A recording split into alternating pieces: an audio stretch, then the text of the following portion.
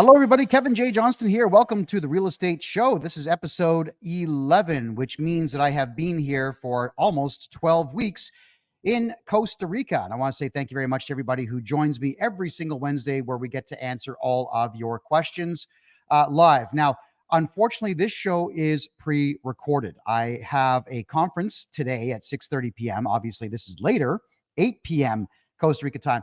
But not only do we have a single conference, but we have three. There are a lot of individuals from all over the world now contacting us to get their wealth out of their countries and into Costa Rica. Now, what I'll do is I'll cover. I'm not going to tell you who they are, and I'm not going to tell you the amounts they're talking about. But what I will say is it's Canada, United Kingdom, United States, Australia. Those are the biggest ones right now with the craziest tax rules and the craziest tax laws. So I will cover questions that I have received by email, and there's a lot. And I also, I'm not going to say I'm sorry, but I'm going to explain that a lot of people have been emailing me because my Instagram channel is over 5 million views a month now, which is absolutely insane. God bless you all for that. But I can't answer every single message. So what I have been doing is sending out a generic reply to everybody who is just thinking about things. And it's not meant to insult you in any particular way. It's a matter of, I really would love to be able to get on the phone with all of you. I just can't. There's not enough hours in the day. I mean, I'm already, I'm going to say I'm not stretched to the nines, but in order for me to do what I'm doing, they are long days. And each and every phone call that comes in takes me away from that duty. Now, I love talking with you. I really do. So the solution to it is that I'm now going to be having Monday nights, we'll have Zoom calls. So if you do have an interest in chatting with me and asking me questions directly, every Monday at 9 p.m. Eastern time will be private Zoom. There will be 30 slots available only. Here we go, right there. I'm not going to have any more than 30 people come in. If anybody wants to ask a question, they simply raise their hand or they can hit the little notification button on Zoom, and I will take that question. And that way everybody can get the answers to everyone's questions at the same time. Plus, I am one of the rare ones that says, go ahead and record what I'm saying. I'm also telling all of you, go ahead and take any and all videos that I have ever made and put them wherever you want. Put them on your own YouTube channels, put them on your own social media. I do not mind. Actually, let's go further. I don't care if you take my content and blast it out everywhere. I wouldn't even care if some of you took my podcast, my real estate show, my Q&As, my opinion corners, whatever it might be, and put them on your own channels and actually made money doing it. That's fine. I've told you all before, take my stuff and pass it around. I am more interested in the information being available to everybody around the world than I am making a couple of bucks here and there off of Google AdSense, which they don't like me anyway. And as a result, I really don't like them. So getting back to the types of calls that we're getting here. Wow. There are people that have hyper successful companies around the world, and they're tired of being taxed to death by the nations that they are in. So in Costa Rica, you want to move your wealth here so that it's completely protected from every single country around the world. Why is that important? Well, when you're opening yourself up to just being a tax resident here, you're only paying Costa Rica taxes. And in Costa Rica, you don't necessarily have to report everything. I mean, it's up to you what you want to report and what you don't. It's not like they audit you here. They really do not audit businesses. Unless, of course, you've got a business that hasn't reported taxes in a couple of years, then they're going to start to question what you do. But if you are submitting paperwork and you're paying a tax of some type every single year, you're going to be left alone. It's the same idea as police officers here. Don't go in your house looking for guns or contraband or whatever else. They don't trespass. The government will leave you alone so long as you do the bare minimum required in real estate or in running a business to keep them away. So you do that. But the Canada Revenue Agency and the IRS and the ATO, they're the biggest problems right now. And I'll rank those for you. CRA is Canada Revenue Agency. They are annoying. The Internal Revenue Service, the IRS of the United States, are crazy. And they are. But the ATO, the Australian Tax Office, They are, two words, insane. They are the craziest tax institution in the world right now. So if you are in Australia, they are going to make it very, very difficult for you to move your money. Come June of 2024, this year, they're going to make it very difficult for you to move your wealth out of the country. Now's the time. The ATO has been petitioning the Australian government for a very long time, and they are getting their way. They are strict, they're stringent, they're crazy, and a lot of these people actually believe that they are doing the right thing for that country, and they're not. What they're doing is just robbing Australians blind and sending Australia down the same dark path as Canada and the Democrat states of the USA, and of course the United Kingdom. So with ATO, there's no major write-offs that you can utilize. You might have to go the route of just moving absolutely everything out of Australia and then dealing with the tax consequences that come up later. You'll probably have to deal with them in the courts at some point, but because Australia's laws are based on British law, bankruptcy is an option for you there. Just like bankruptcy protection is an option in Canada and the United States. So now let me explain a bit more what this means. The Canada Revenue Agency, they're easy to defeat. They are an annoying corporation that's not even registered in Canada. And what they've done is they've hired a whole bunch of people who are not Canadian, who don't want to be Canadian, who don't understand Canadian culture. They don't understand the nuance of language. They don't get references.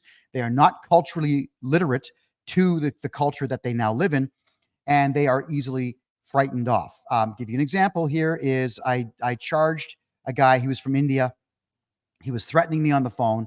I told him, if you call me again, I'm going to press charges. I did. I hit him with 4 charges: extortion, intimidation, criminal harassment, and there was one more I got him. Anyway, I got 4 charges on him.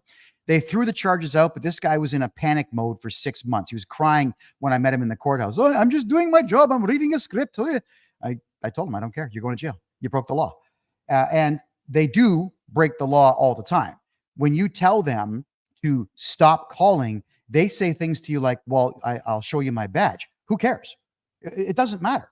The badges that these people have don't give them any authority. So when they put a lien on your property, I deal with the appropriate taxation experts in Canada to get that lien removed. If they take money out of your bank account, I work with the proper taxation experts to get that money back. If the Canada Revenue Agency is going to do anything to you, they actually have to get a court order, which means they have to sue you. You then have time to file a defense, and that lawsuit trial, which I suggest you always take a trial with them, always, and do not go on the stand. That's what you do not go on the stand, because the only evidence they're going to get about you is what you tell them. You have, as long as it takes for that trial to come up, that's how long you have to move all of your assets. All right, think about that. And they sue you. You send a notification off saying, I'm going to file a defense.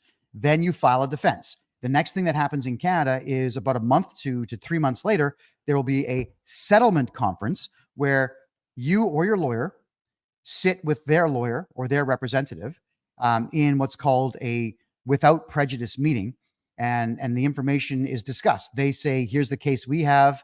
Then you can say, well, everything that guy just said is a lie. We're not settling at a court. We're not going to divulge our records. Even if they subpoena the records, we're not going to give them up. We would like a trial. And now the entire onus goes on to the Canada Revenue Agency to get the trial to go in their favor. And then after the trial, if you are found to be at fault or they're found to be the party that wins, you still have time. But in Canada, you can delay,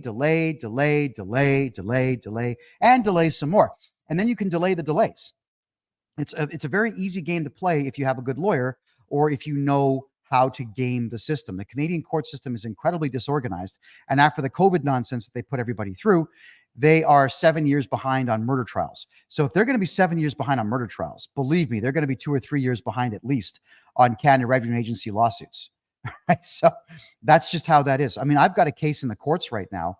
The mayor of Mississauga didn't like the idea of me running against her. So she had me charged with hate speech back in 2017 because she thought that I was going to panic and take a deal and not be able to run. And I just said, no, there's no deal. I want to fight this in the courts. So it's still in the courts today.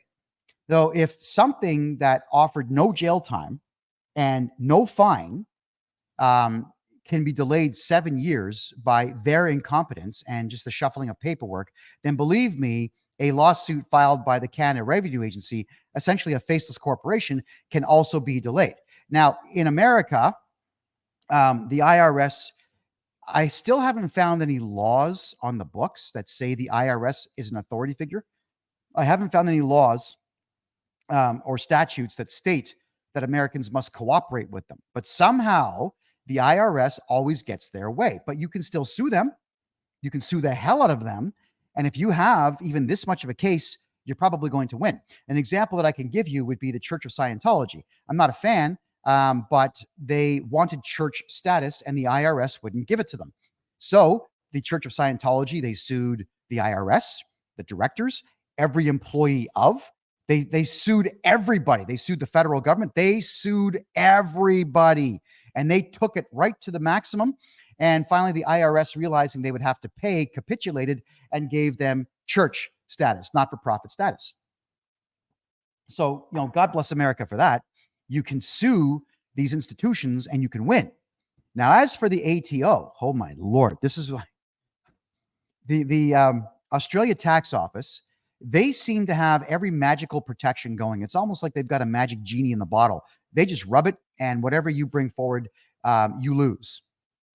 That's not good for a country, by the way.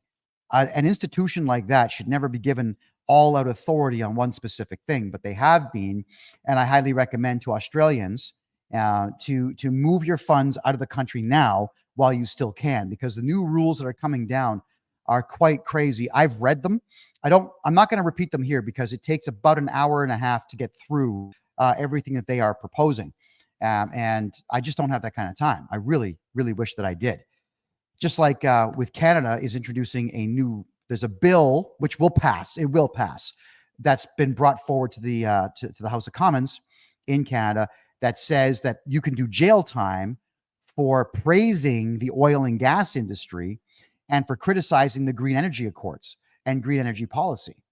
Think about that, everyone. If you say that I want an 8-cylinder engine because it's better than an electric car, you could do jail time, which is going to now force whatever is left in Canada in the way of investment dollars or the way of dollars at all will now leave the country and be going to countries that have tax breaks.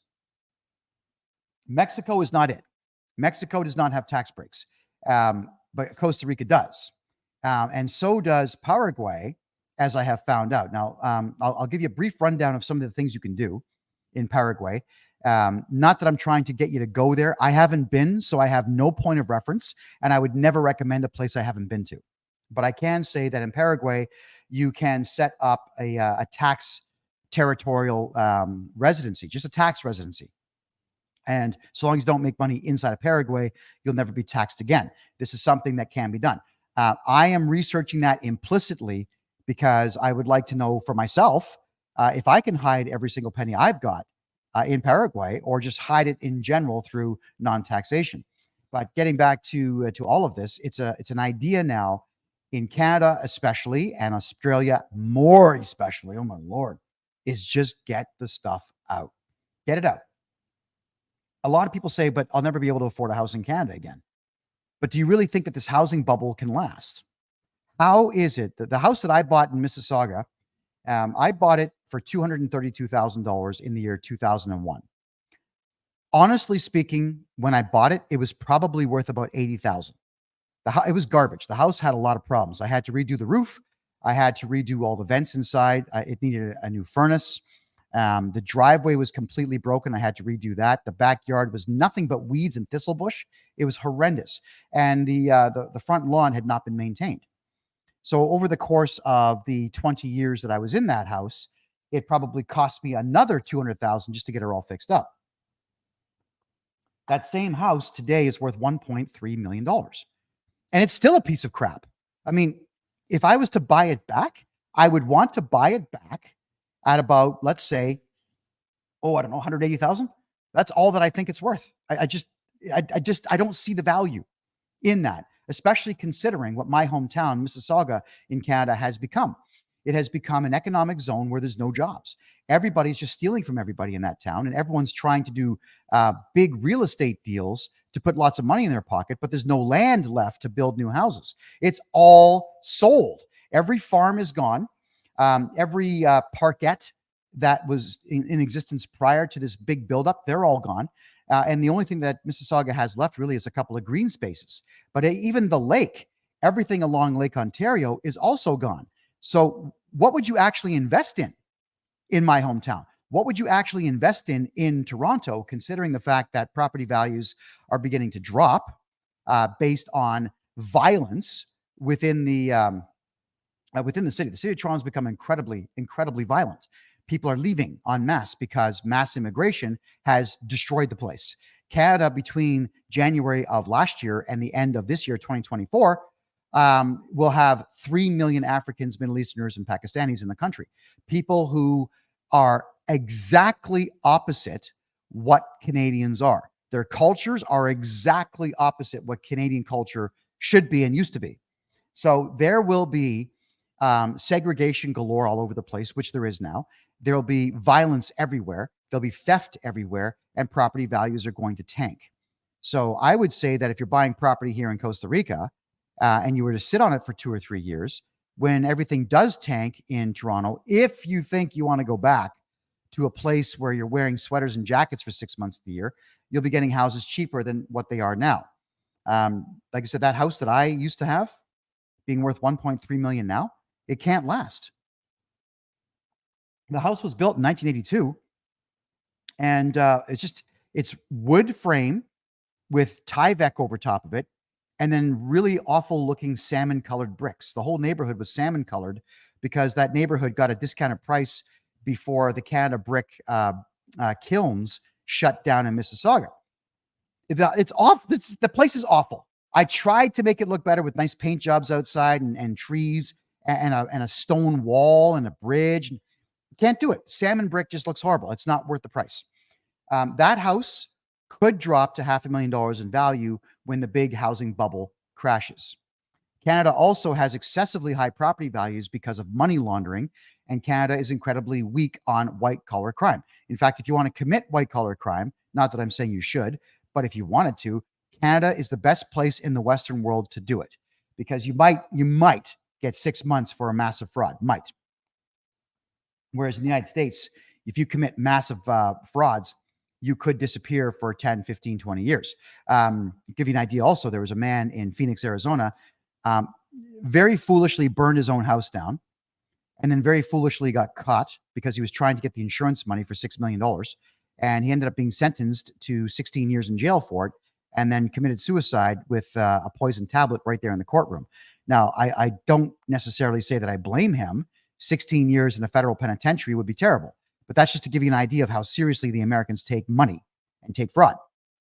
If he did the same thing in Canada, he would get less than a year. Less than a year. And in Canada, you only serve 2/3 of your jail sentence. So you can commit property fraud all you want. You're not really doing much time in prison. You're just not. So there we go, everybody.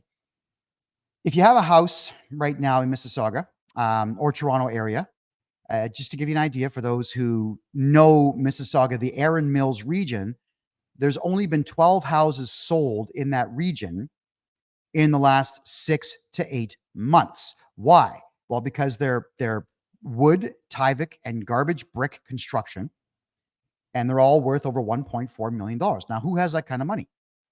And truthfully, if you look at the demographics now of Erin Mills, there's almost nobody who's actually Canadian born living in these areas. So you've got Mandarin, you've got Cantonese, you've got Farsi, Punjabi, Arabic. These are the languages being spoken in Erin Mills, Meadowvale, and Clarkson on the entire west side of the city. Canadians are miserable people. These houses are artificially inflated. The only people who can afford them are the Chinese and the Arabs who want to launder money in Canada. So a solution to this, if you can't sell your house for 1.4, but let's say you bought it 20 years ago like me for 230,000 and it's worth 1.4 today. Well, what we do is now in Ontario, I can get you a home equity loan for 75% of the value of the house, which should be at that point, that's high. So that'd be like 1.05 million, in that range. Think about that. And that's now liquid cash. You could then buy a property here in Costa Rica and move all that liquid cash into Costa Rica, sell the house for a bit of a lesser rate, pay the bank off, keep your credit intact, or rent the house in Mississauga out, or rent the house in Costa Rica out and start making payments on that home equity loan. Or if you feel that the entire bubble is going to crash, just abandon the house, just walk away. Now, this is something that, it's a little immoral, but only if you think that the banks are immoral. All right, check this out. Let's say, I'm going to use bigger numbers now. Let's say a house you bought for $300K 20 years ago in that region is now worth $2 million. You take a home equity loan for 75%. That's 1.5 million that you have. Convert that to US, that's now about 1.18 to 1.2 million US. Transfer it to Costa Rica. Boom! And the housing market tanks. Now that house is worth 800,000. But you got all the equity out that you were possibly ever going to get out of it already, and it's in another country. So when the bank comes knocking for you to pay off a house at $1.5 million, it's now worth less than 1 million, you can just say, yeah, like my Italian friends used to do, and just hang up the phone. All right. So you managed to get your equity out of it, because realistically speaking, houses in Southern Ontario that are selling for $2 million are not worth $2 million. When I was growing up as a kid in Mississauga, to give you an idea, the house that I grew up in, my parents bought it for $17,000. That's it. Even when I was a teenager, 4-bedroom homes were selling for about $85,000. Now, that was still high compared to the United States, but just to give you an idea, from 1988 to go from 85,000 to the same houses today being worth 2 million it's crazy. How did that happen? Well, money laundering, outside influence, degradation of the culture, whatever it might be, that is where this property rests. So if you do take out a loan for 75% of the value of a $2 million house, you could simply go stress-free and walk away from it when the property market crashes. If you remember the property market crashing, was it between 92 and 94, people had 18% interest on their mortgages, and everybody was prospecting and buying condos in Canada. They were buying condominiums. The market tanked. Condos dropped to less than half their value, but people were still paying the 18% mortgages, and they just abandoned the mortgage. They walked away. And I don't blame them at all. Same thing's about to happen in Canada. I can't give you a date because I don't have a crystal ball, not one that works anyway. So I really can't tell you what day and time this is going to happen. But I am telling you that this is an option that you have. And there's not been a single house in Uvito. I've gone through the records now. I have now reviewed over 1,000 listings in Uvita, Quepos, Manuel Antonio, and Dominical, that area that's about 44 kilometers apart from each other. And in those areas, no property has dropped in value. People sometimes want to move to a different country. So what they'll do is they will put a lower price on. They'll just drop the rate to get quick cash and go. But that doesn't mean the property value dropped. That's just a business decision or a desperation decision that somebody has made. A gentleman that I'm dealing with here, he's got a beautiful house. There's 2 houses on the property. He wants to move to Asia because apparently Vietnam has very good surfing. Never been, I don't know. But he wants to surf in Asia, and he's looking to sell the house. So he dropped it by $60,000 just to get rid of it quickly, mainly because he's in a hurry to surf, not because he's in a hurry to leave Costa Rica. We all have our reasons for doing things. We all have choices that we make, and we have our own personal reasons for it. And look, not every choice that we make as human beings is going to be business oriented. I get it. I totally understand. I had a friend of mine who had a house right in downtown Toronto in a place called Rosedale. Now, this is 15 years ago. Back 15 years ago, that house was worth about $10 million. But he said he was getting divorced. he was so miserable with his now ex-wife. He was so miserable that he took his own personal belongings, he took his car, he took his dog, and he left. And he just left her the house. He just walked away for his own reasons. And within a year, you could see that he was healthier, he was happier, he was back to his old self. That was his decision. He walked away from $5 million just to be able to start over. And I'm not saying I don't know his ex. I just don't. So I can't say that he made the right choice or the wrong choice fiscally. I can just say he made the right choice for himself. So people will make decisions like this, and that's where you have the opportunity to springboard out there and grab it. Now, I want to point out that a lot of you have condominiums in Toronto and Mississauga. The condo market will be the first one to crash. That's just how condominiums work. They are the biggest con in the world. This is a North American thing. I'm sorry, folks in Australia and UK. I don't know how the condominium market works out there, but condominiums just simply mean they look like office towers, but they are residential properties. And the term condominium just sounds better than apartment. They tend to be newer, and they tend to have more amenities for the person, both inside their living unit and inside the property itself, like pool tables, swimming pools, gymnasiums, and so on. This is the con, though. You'll never actually own it. There's always a condo corp or a condo group or an LLC or a corporation that owns the tower, which means they own the property, the parking garage, and everything in the tower. Your purchasing of that condominium unit should technically be looked at as a long-term lease, because even though you own that unit, if you get on the nerves of the condo board, they can vote to have you banned from their property. So you'd have to be able to fly to your unit to get into your unit. You wouldn't actually be allowed in the building. That's scam number one. Number two is the city that you're in is going to be charging you property tax on your condominium unit. So the condo corp pays property tax, and the condo corp is going to pay recycling taxes and all kinds of other taxes. But on top of that, you are paying tax for air. Even if the building was 2 miles tall, you're still paying property tax, and it's high. In some cases, it's the same thing as a small house. So could you imagine paying $4,000 a year property tax for air? You live in the sky and you're paying property tax for the floor space. Then that's scam number two. But here's the next one.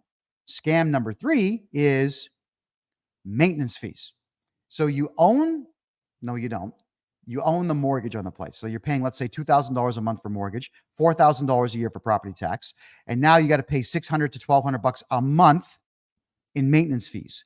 And this is where they tell you, well, we need this money to clear the snow and cut the grass and put chlorine in the pool and have a couple of cleaning ladies vacuum the lobby and whatnot. I don't know, man. I don't see the value. I just don't see the value in a condominium. Next, and here's scam number 4 with condominiums.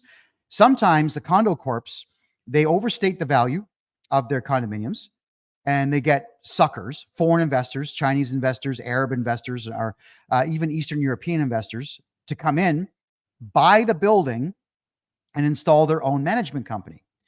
Sometimes the condo corps, they don't even have a transition phase, like 30 days of training this new company, and then they walk. They take their profits and they run away and they build another scam somewhere else. So this new property management company comes in and they don't cut the grass and they don't replace the fascias that break off the side of the building, and they don't fix the air conditioning, and they don't clean the pool.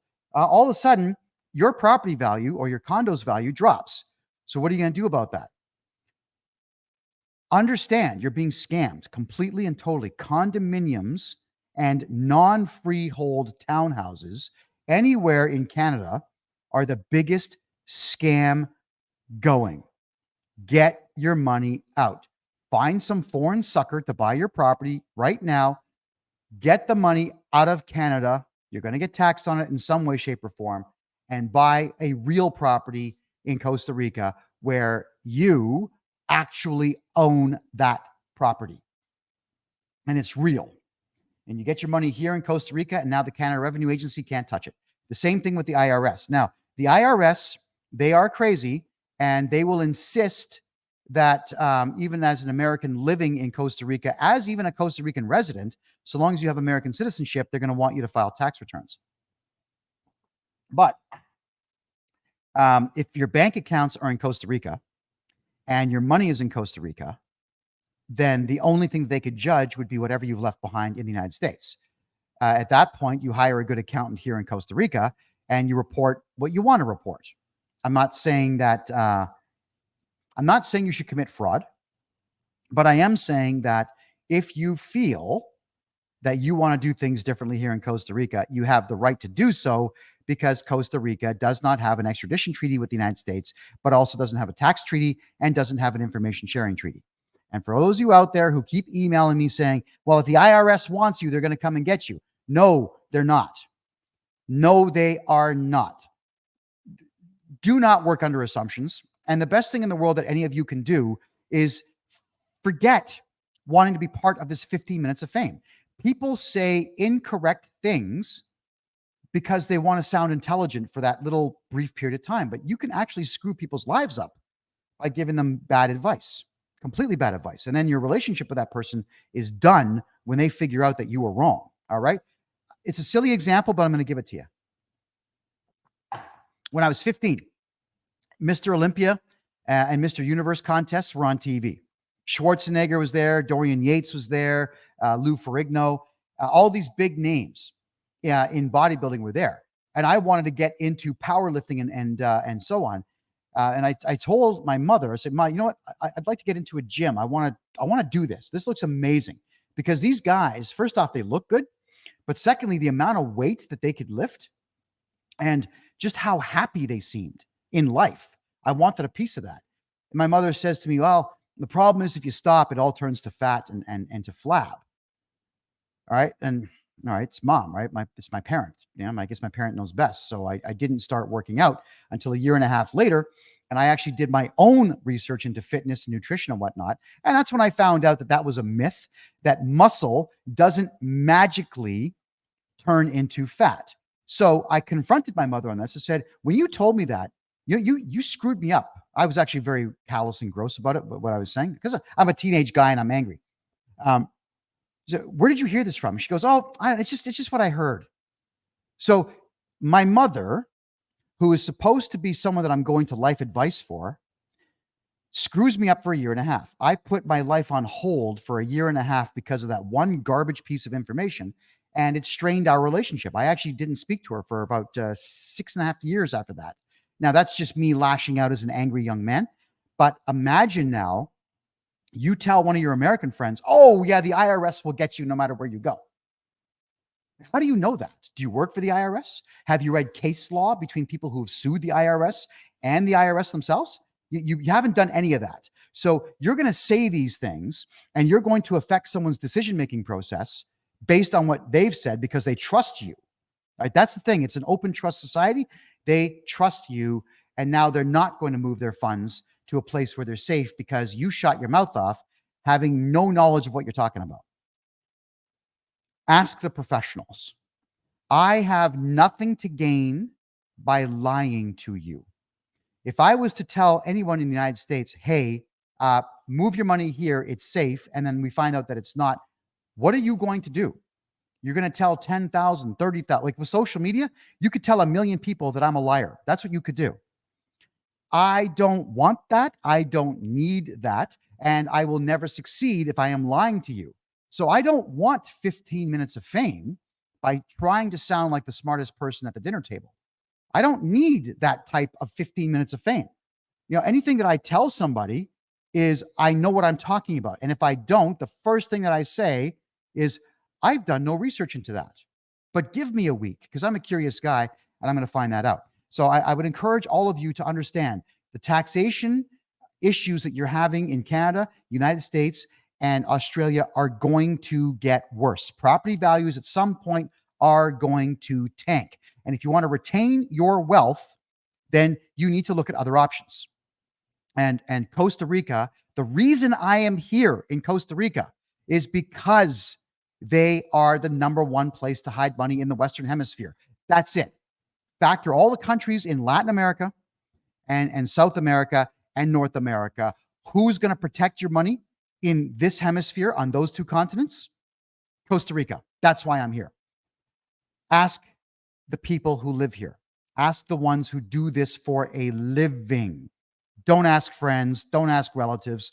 Don't ask the average Joe. And look, even everything I'm saying, I am the first one to say to you, even though I'm telling you this and I'm educated in the subject matter, you should still do your own research. You should still make sure that I'm okay.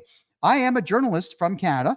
I mean, I'm winding that down a bit because there's no reason to do that in Canada anymore.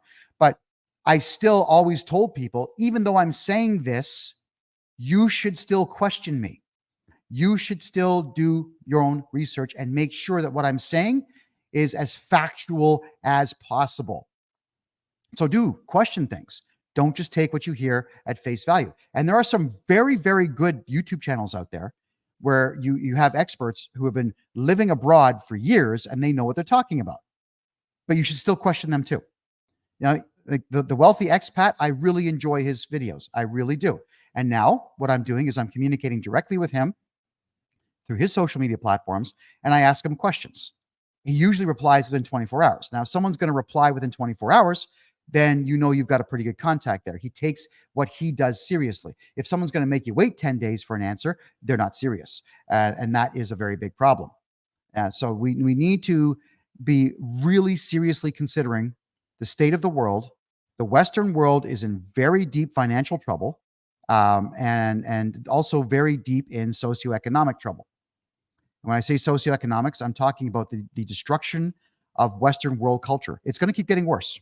The radical left, these radical LGBTQ maniacs and whatnot, it's going to get worse. Just so you do know, if you watched my show from the 13th of February, Tuesday, February 13th, I had a guest on who is an expert in Alberta Health Services. They are the public health corporation, I call them mafia, who run all the hospitals in the province of Alberta in Canada.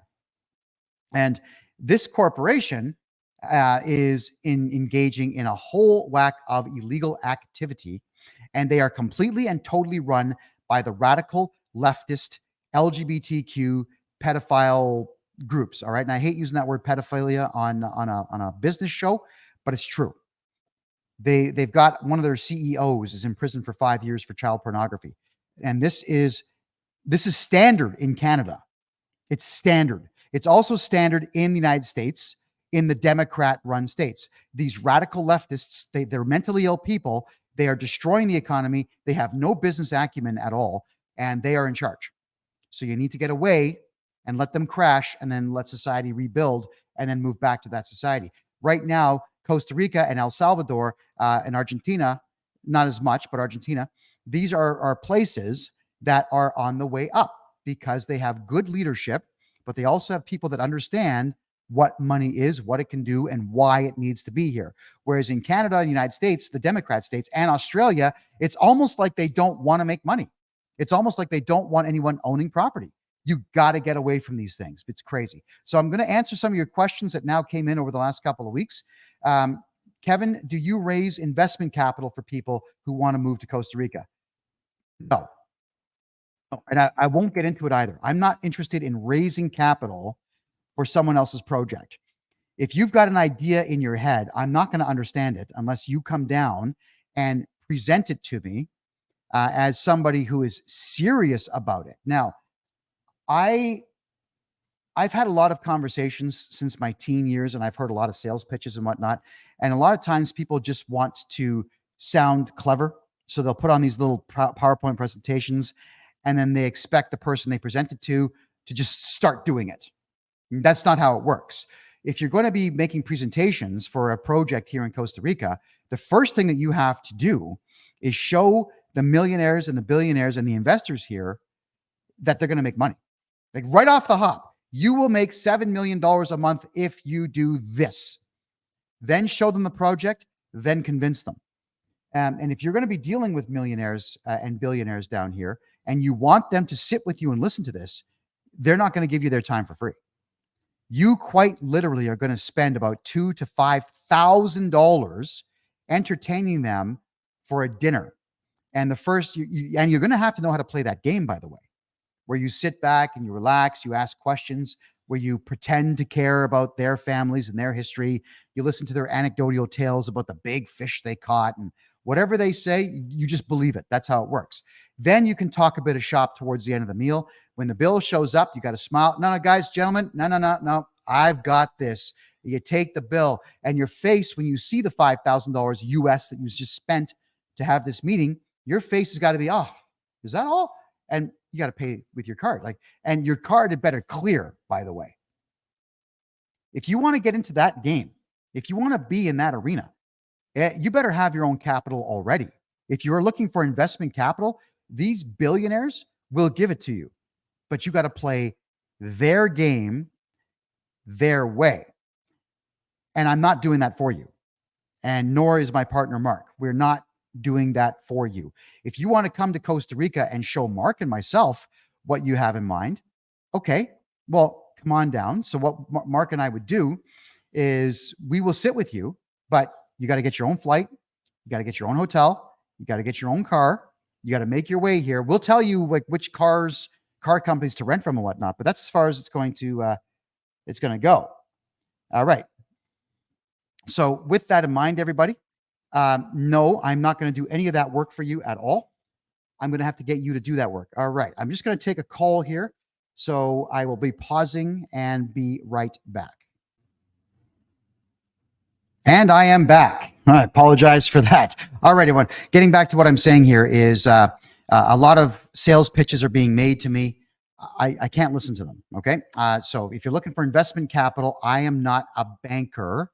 I do not work directly with the banks unless I'm helping you move money into the country specifically and only to purchase property or purchase an established business. If you did want to make your sales pitch, I just told you about the rich guys, but if you want to make a sales pitch to me and to Mark, fly here, rent a place, rent a car, make your pitch.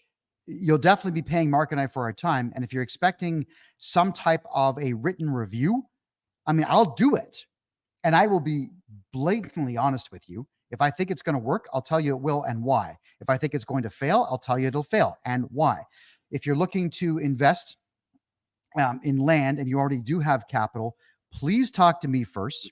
There are parts of this country that are positively worthless. And I mean zero value. I'm going to give you an example. There's a beautiful house for sale. I believe I showed it to you about a month and a half ago. It's selling for $3.85 million. Nice. The house is gorgeous. And the piece of land that it's on is about 5 acres with a beautiful view of a waterfall and about 10 mountains all the way around it. Here's the problem. From the main highway to get to it at the top of this mountain is a 30-minute drive up the hill. If you don't have a side-by-side, a dune buggy, or a dirt bike, it's a 40-minute drive. That's the nature of it. The price to build the house was actually very close to what the sale price is because it's up on this mountain and all the supplies had to be moved up there. And as a result, people don't want to buy it because I don't think people see the value in a $4 million vacation home that they're going to be in a couple of weeks a year. It's difficult to rent something out that high up on the mountain because people don't have a way to get there. So if they go to the house, if they walk down, it's about 10 to 12, 14 Ks down a hill that does this. So it's an hour and a half just to get to the base. Then you have to get a cab ride to a restaurant or to the grocery store and carry those supplies back up. So it's not viable. Talk to us before you spend your money here. Sales pitches, unfortunately, I'm going to have to ask you to keep those to yourself and understand I will not ever find capital for anyone. It's not what I do. I help people move their capital. I don't find capital. All right. So a couple of more questions here and I've got it opened up here. So how does one survive in Costa Rica money-wise? All right. That's a very good question. You don't come to Costa Rica for a job. That's just not how it works in Costa Rica. I would highly recommend that you get the idea out of your head that you're going to come to Costa Rica and work. You're going to come to Costa Rica, reinvent yourself, and open a business, something that has to be viable. Now, I don't mind having conversations with people about the viability of some of the ideas that they have. I'm just about to speak to a power generation company right after I'm done here, and I'll talk about the viability of restructuring the power grid in Costa Rica. That would be a good one as an example. But you should get some advice from me and from Mark before you decide to move here and think that you're going to find work. Jobs here pay between $3 and $7 US per hour. Welders might get 10, maybe 12 tops. That's just not enough. It's not enough. And the reason that the locals or the Ticos can live that way is because they will have 2 or 3 families sharing a plot of land and maintaining that one plot of land. And that's also why in Costa Rica, you'll see places where you've got a $4 million home and then beside it, 12 shacks. That's just how it is here. So the Ticos, T-I-C-O, are the locals.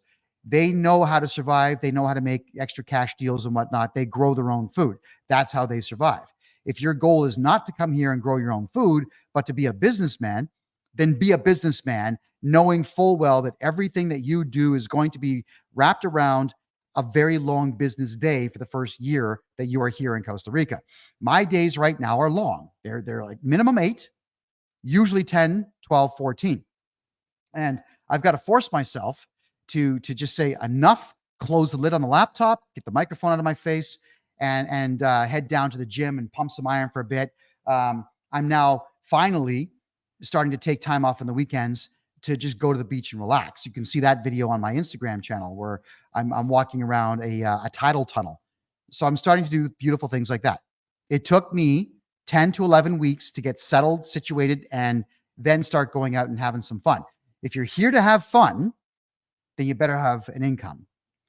Remote income, some contractual income that you've got, your pension plan, and so on. If you're coming here to work, you can succeed in Costa Rica, but you'll be doing things that I do, and that's busting your hump every single day for hours a day, talking to all the right people, and making sure that you build relationships and maintain them.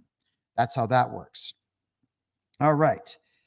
A lot of houses in Costa Rica come furnished. Yes, they do. If they're built in the last 5 years, you'll find that a lot of people will get furniture custom built to suit the look and the feel of the house. Some people down here, they've got pretty exquisite taste. If you remember the house that we're selling, that I did the show from live a couple of nights, where the master bedroom, you had to walk down a glass tunnel to get to it. That place was built and then furnished by the same architect. And that the furnishings match the house as perfectly as furnishings possibly can, just the way that it is. One thing also is that when you're buying houses, I want you to remember that it's all concrete block construction. That way the houses don't burn. It's not that forest fires are a big deal here, but you can't have a cooking fire in a house made of concrete. It's not going to happen. But there's a lot of echo. And that's where you also need to talk to a guy like myself. I can point you in the right direction to grab the appropriate soundproofing to put up on the walls. You can make your soundproofing look like art. That's not a problem to do. We can talk to the appropriate printing companies down here and print out really nice looking soft material banners and wrap them in soft material again to deaden that echo effect, and you'll be just fine. One thing that I do want to point out to all of you, if you're buying a house in Southwest Costa Rica, you got to make sure that the roof is insulated, because when it rains, if it's an uninsulated roof like this one is, you can't even hear yourself talk. You literally, the only way to get away from the noise is to put headphones on, like these, like noise canceling headphones, and maybe talk to somebody on the phone. But I guarantee you that person you're talking to on the phone is going to hear the sound in the room. So it's annoying. You have to make sure the roof is insulated. And in some cases, you'll find that architects will actually design a double roofed house. So you've got the nice flat roof, and then you've got another one over top on a different angle, which keeps shade on the main house, but also keeps the rain from killing the capacity to speak inside your house.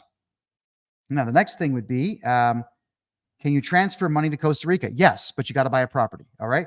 The banks here are not going to help you if you say, hi, I'm John, and I live in the United Kingdom, and I'm going to now move money. No, you're not. No, you're not. You're going to buy a house or an established business. And at that point, when you've hired us to do this for you, that is when we utilize our contacts to get everything done for you. But if you're not buying property, the Costa Rican government's going to get in your way. All right. Once you've got your bank account open and your property purchased, You move as much money here as you want to move. That's none of my business. It's your account. You do what you want, but you have to do it properly through the proper channels. And because the Costa Rican government does not want money laundering here, they will scrutinize you if you move or open an account without a property having been attached to it in the first place. Should you bring your furniture with you to Costa Rica? Nope, absolutely not. Anything that's made in North America is built for the North American climate, where you've got warm summers and very cold winters. Some of the woods down here will not survive the moisture in the air. Most woods from Canada and the United States will not survive termites. You never want to get termites in your place. So the woods that they use here are termite proof because they treat them properly. Buy furniture here in Costa Rica. There are places to get good deals and there are places to not get good deals.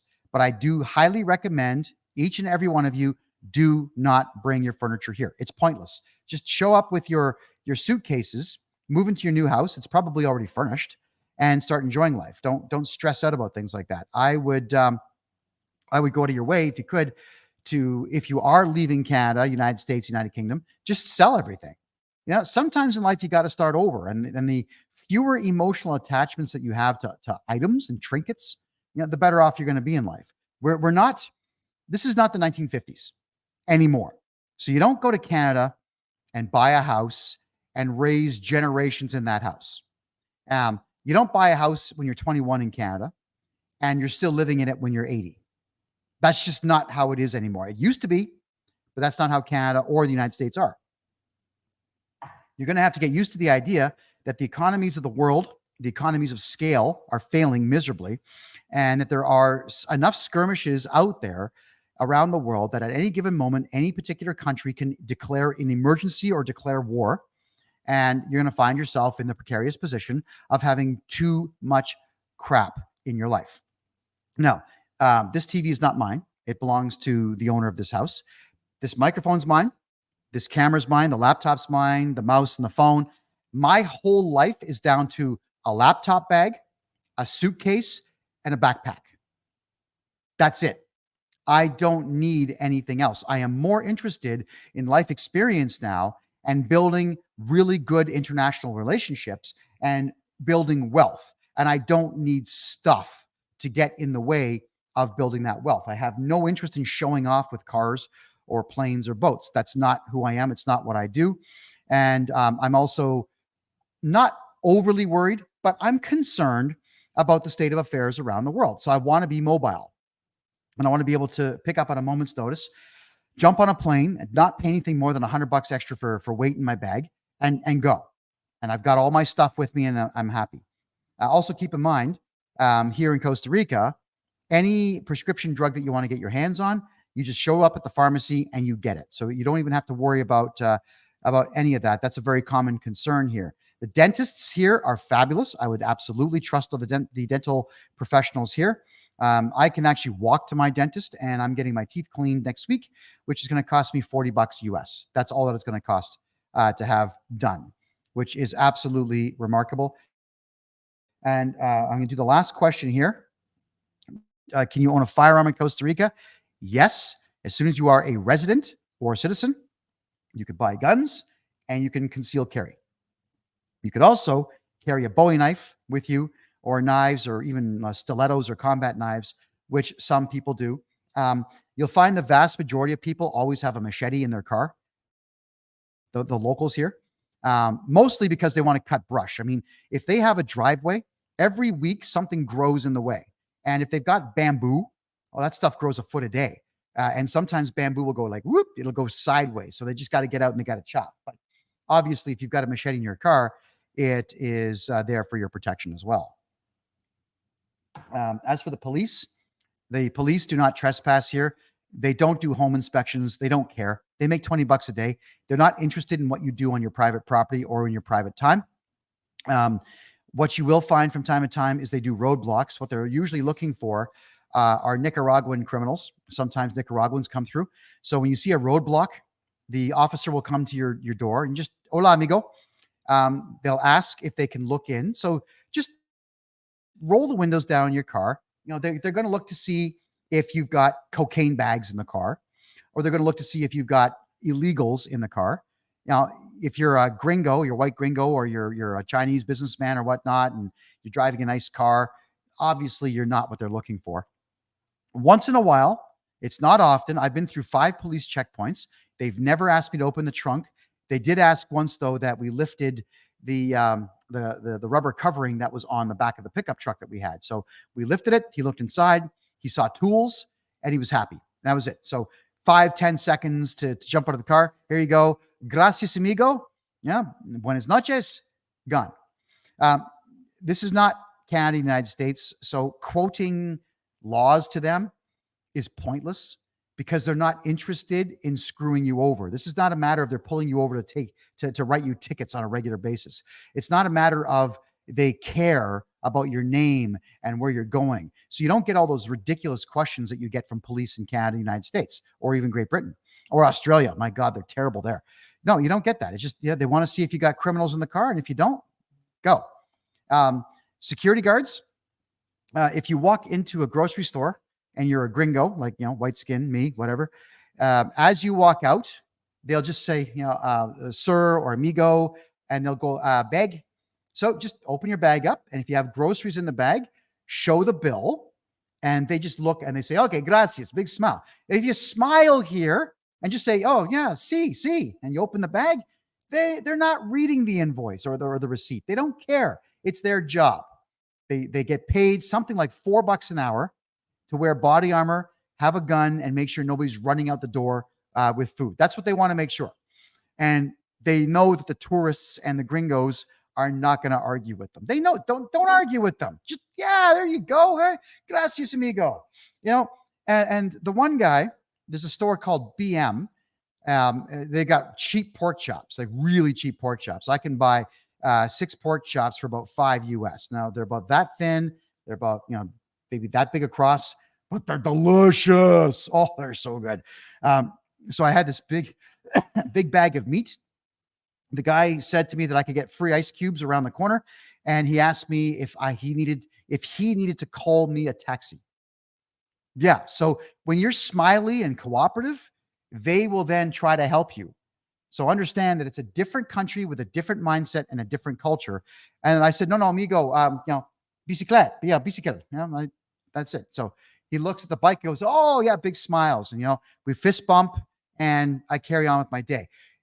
If you're in Costa Rica, keep everything jolly. Smile. Be happy. You're not in Canada anymore. Smile. Cooperate. But I'm going to warn you about something that does happen in the big cities, especially San Jose, is you'll get an English-speaking guy who follows you around and he wants to sell you something, like maybe a birdhouse or shoes or something, and he'll have some sob story about wanting to pay for school and whatnot. Just say, amigo, gracias, no time. I have to go, and leave. If he follows you around and he speaks English, just say, amigo, I'm going to give you $2 and you go away. And you just hand him a 1,000 cologne note and just tell him to go and he'll go. I'll show you what that looks like. All right. So if you hand him this, there you go. So the word mil means 1,000. All right. It doesn't mean million.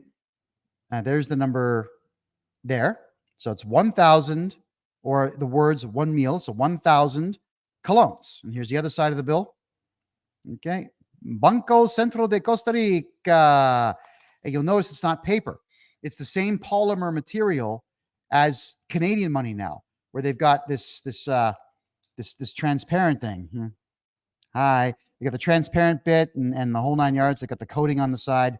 And there's a difference in size between the individual bills. So this here, this $2 will get rid of these guys.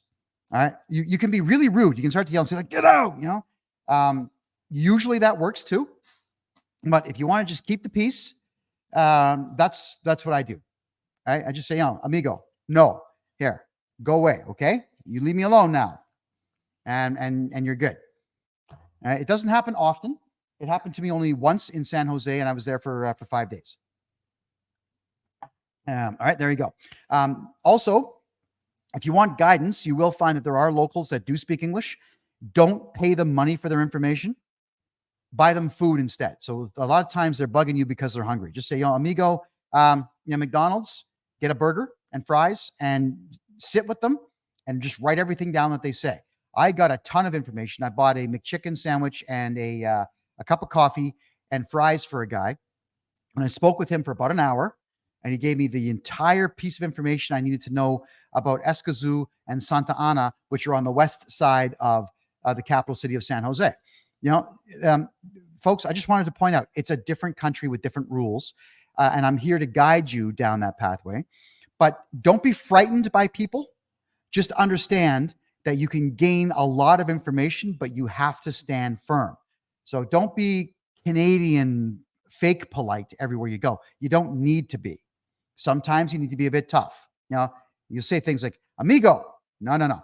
Too much. No. You can do things like this, all right? It's not, no. The Sanko's meal? No, too much. Dos.